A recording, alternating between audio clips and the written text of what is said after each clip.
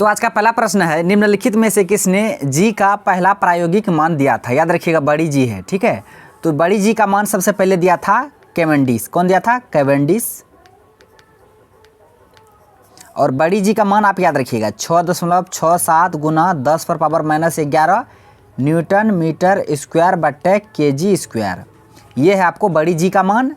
और बड़ी जी का मान दिया गया था किसके द्वारा? कैवेंडिश के द्वारा। तो दोनों बातों को ध्यान में रखना है, किसके द्वारा? कैवेंडिश के द्वारा।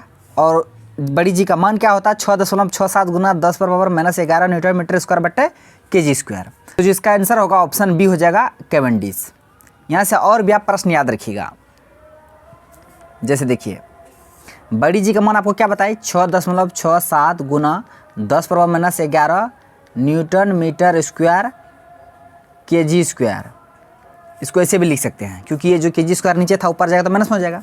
ये बड़ी जी का मान है। अगर वही छोटी जी का मान पूछता है तो 9.8 मीटर पर सेकेंड, यानी तो कहीं कि 10 मीटर पर सेकेंड भी रहेगा, ठीक है, ऑप्शन के अकॉर्डिंग।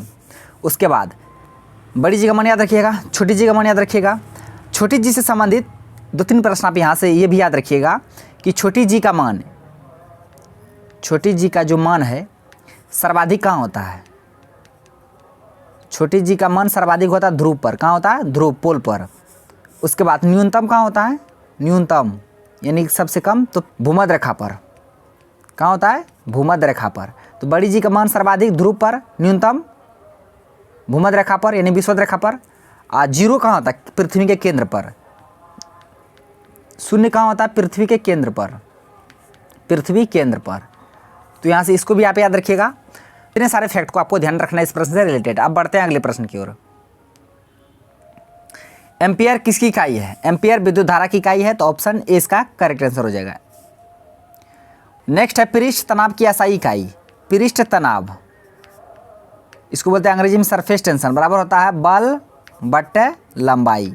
तो पृष्ठ तनाव बराबर होता है बल बट्टे लंबाई। बल का एसआई इकाई क्या है? न्यूटन, लंबाई का मीटर। तो न्यूटन मीटर हो जाएगा पृष्ठ तनाव की इकाई।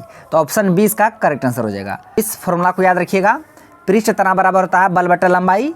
तो बल का सही मात्रक न्यूटन, लंबाई का मीटर, इसलिए न्यूटन पर मीटर हो जाएगा। तो ऑप्शन बी इसका करेक्ट आंसर हो जाएगा।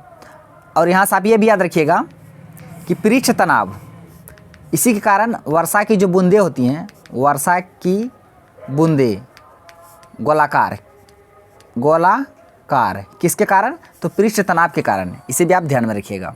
प्रश्न है, एक फर्मी मीटर डॉट डॉट के बराबर होती है। तो आप याद रखिएगा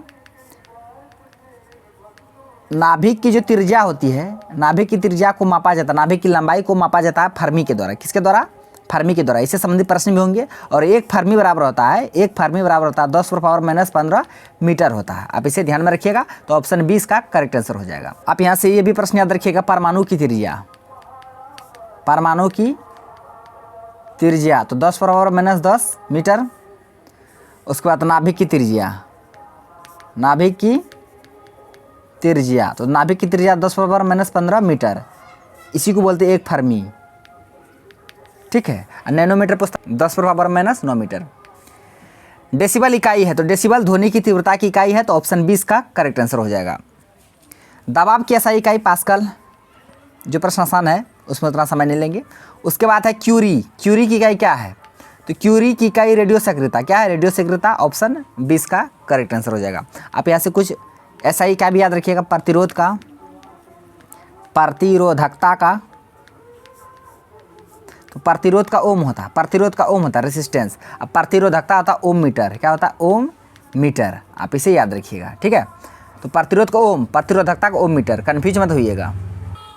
विद्युत विभव को मापा जाता है, तो विद्युत विभव को मापा जाता है किसके द्वारा? ऑप्शन में दिया वाट, जूल, जूल पर कूलम्ब, कूलम्ब। याद रखिएगा विद्युत विभव जो होता है बराबर होता है कार्य बट्टे आवेश। कार्य बट्टे क्या होता है? आवेश। कार्य का मात्रक जूल, आवेश का कूलम्ब, जूल पर कूलम्ब। तो ऑप्शन सी इसका करेक्ट आंसर हो जाएगा। विद्युत विभव बराबर होता है जूल पर कूलम्ब, यानी कि विद्युत विभव बराबर होता है कार्य बट्टा समय, कार्य का इकाई जूल, आवेश का कूलम्ब, तो जूल पर कूलम्ब। ऑप्शन सी इसका करेक्ट आंसर हो जाएगा। मैक्सवेल किसकी इकाई है? मैक्सवेल किसकी इकाई है? तो याद रखिएगा मैक्सवेल, ऑप्शन में दिया चुंबकत्व की तीव्रता, पारगम्यता, चुंबकीय प्रवाह, चुंबकीय संवेदनशीलता। तो मैक्सवेल किसकी इकाई है? तो चुंबकीय प्रवाह की इकाई है। चुंबकीय प्रवाह की सीजीएस इकाई क्या है? सीजीएस इकाई मैक्सवेल है। एसआई इकाई क्या है? यहाँ पे देखिए अगला क्वेश्चन है कि चुंबकीय प्रवाह का एसआई इकाई। तो दोनों को याद रखिएगा, हम यहाँ लिख देते हैं। चुंबकीय प्रवाह इसे फ्लक्स बोलते हैं। चुंबकीय प्रवाह एसआई इकाई और सीजीएस इकाई। सीजीएस इकाई होता है क्या? मैक्सवेल सीजीएस इकाई होता है, लेकिन एसआई इकाई होता है वेबर। क्या होता है? वेबर।